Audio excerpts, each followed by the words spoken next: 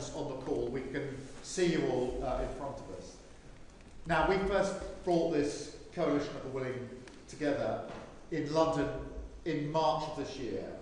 And since then, I'm really pleased to say that we've got a group now of more than 30 nations who have been unwavering in our support for Ukraine and a just and lasting peace. And I would say that today we're more united in that than ever before. United with President Trump in our calls to end the bloodshed. We all agree that the fighting must stop and negotiations must begin from the current line of contact. President Trump is right to have imposed sanctions on Russia's oil majors, as we all have done. And now we need to maintain that pressure until Putin shows that he's actually serious about peace. Vladimir, you've said for months now that you're ready for a ceasefire and ready to meet Putin. You've shown that leadership.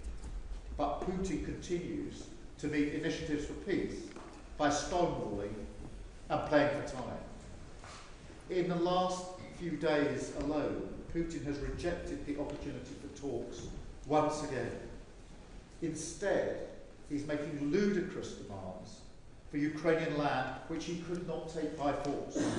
Now, of course, that's a non-starter. At the same time, he continues to target Ukrainian civilians and energy infrastructure ahead of winter, all aiming to maximise human suffering.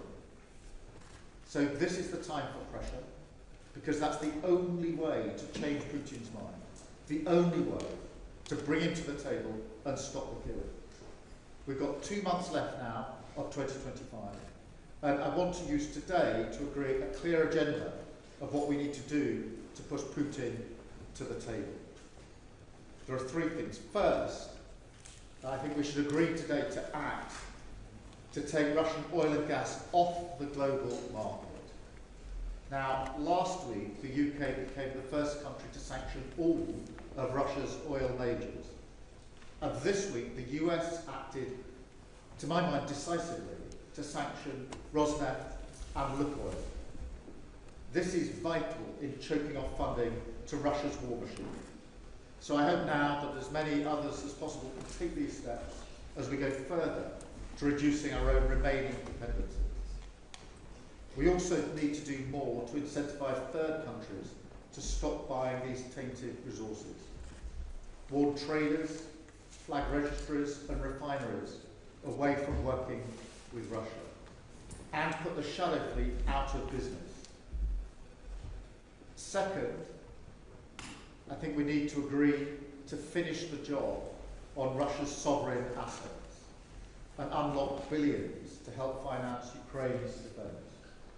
The EU yesterday took a strong step by commissioning advice on how to meet Ukraine's financing needs, and the UK is ready to move in tandem with the EU to drive this forward as fast as possible and to get those funds flowing to Ukraine. Third, we need to strengthen Ukraine's air defence and the energy support that it needs, and this is becoming urgent, to protect its civilians and rebuild its critical infrastructure.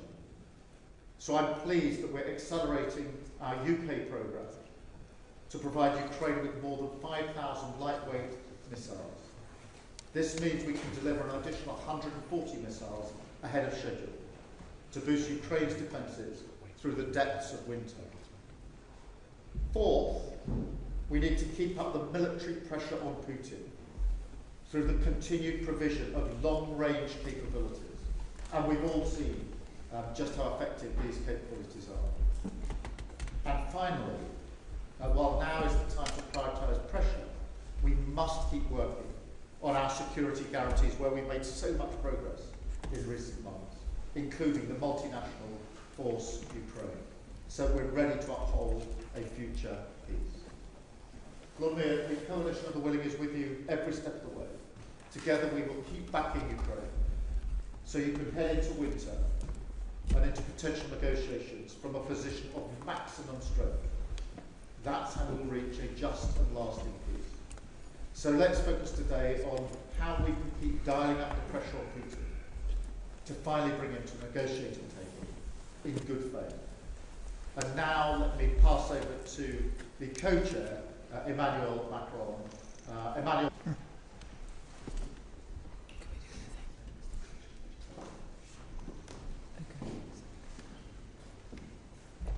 Should we move on to the next set of remarks? Yes, I think that probably makes sense.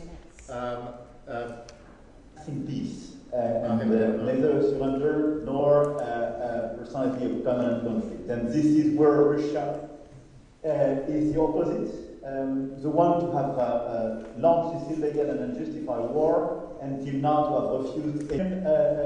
Keir, I totally agree with all the points you made.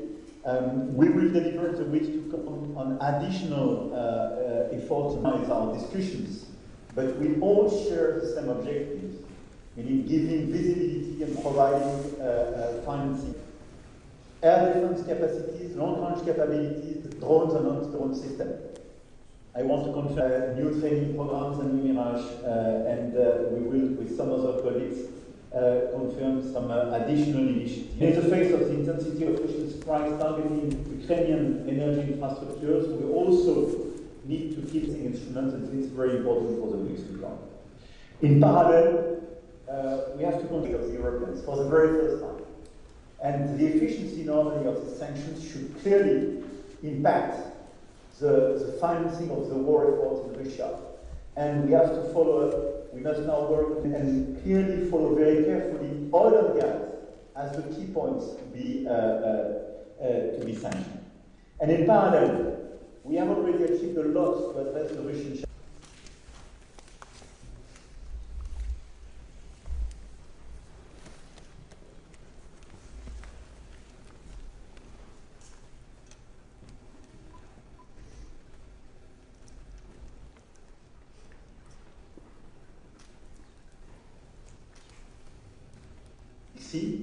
And we have a broader initiative because this is northern, western, and southern France where we clearly address the threat of the shadow fleet. And I ask you, colleagues, to appoint one point of contact by nation in order to share intelligence, to share best practice, and to follow very concretely this action which is being delivered, but we are increasing our efficiency. My third remark is to follow up and lasting settlement to the war, and this is about regeneration and long-term effort for the day after the ceasefire in Ukraine. So together we have defined a strategy to support Ukraine's future security so that it can deter and defend itself against the future attack. And I want to thank once again all the shots for the great work. And it's very important to follow up our effort, to follow up the planification, and to continue the work to engage with the US. And I think it's very important as well to have human completely involved for regeneration efforts.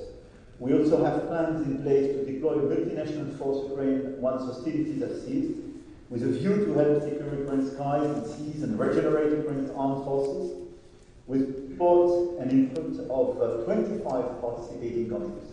So it's very important to continue this effort, this planification, and all the precisions we want to get from our US colleagues. I don't want to be longer. I totally concur with what Keir said, and once again, thank you very much to all of you, and thank you, Volodymyr, to be today in London after your presence in Brussels. And I think after the great announcement of the US President during the past few days, this is clearly a new move forward. Thank you so much, Emmanuel. Let me immediately pass over to Volodymyr to address the meeting. Thank you so much, dear friends. I'm glad to see you, and thank you for participation here. Thanks to other leaders, of course, and representatives. Today with us is the new Prime Minister, as Emmanuel said, Prime Minister of Japan, Takaichi Sanae. Thank you. And Japan is now paying more attention to defense, like many other nations, and we are ready to work with you closely. So our priorities for today, number one is air defense and energy, and Keir said about it. And you can see that Putin has not achieved any of his real goals.